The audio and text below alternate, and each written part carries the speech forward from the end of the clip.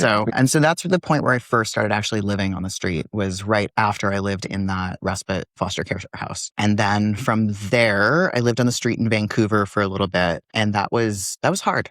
Yeah. At that time, I'm like 14 or 15 years old. And there's people that have lived on the street for decades. There's an entire street community that exists. And there's a hierarchy, and you have to learn the ins and outs. And there's like rules that don't exist in like normal people. Yeah. And so you have to learn how to navigate that. And you just have to have your circle of people. And there's a lot of stuff you're navigating. You're navigating sexual abuse. You're not navigating like men trying to capture you and attack you, like very, very regularly. I'm a 15-year-old girl. You're living on the street. And like, there's a lot of times I was put in situations that I shouldn't have survived.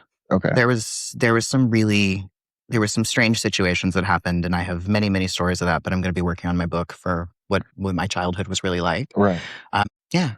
So it was, and then I joined the circus. So from how long were you on the street before you joined the circus? And then what was that transition, or what was a catalyst to get you to join the circus?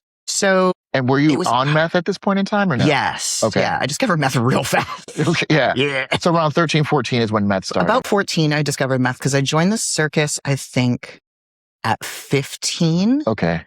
Because the age to join was 16, and my sister is 2 years older than me, and she got ID'd.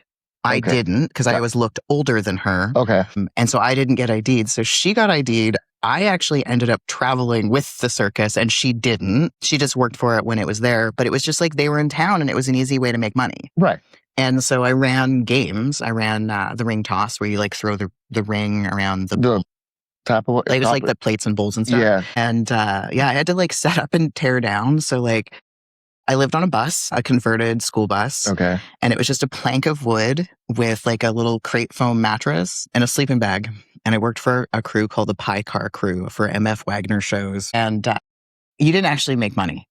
Because every time you ate, because I was part of the Pie Car Crew, which is the feed crew or feed car for the whole carnival. Yeah. And so everything you eat there or drink is taken out of your wage. So like, they're really just taking everything that you're making. I remember getting like Parmesan noodles at the Pie Car. Yeah. And God, it was like $4 or something. It was like Mr. Noodles, which you guys like just ramen noodles. Just ramen noodles, basically. In Canada, the brand was Mr. Noodles. Yeah. With like butter and Parmesan cheese. And at that time, Mr. Noodles were like 19 cents a pack. And like, that's what I like lived on. That and liquor.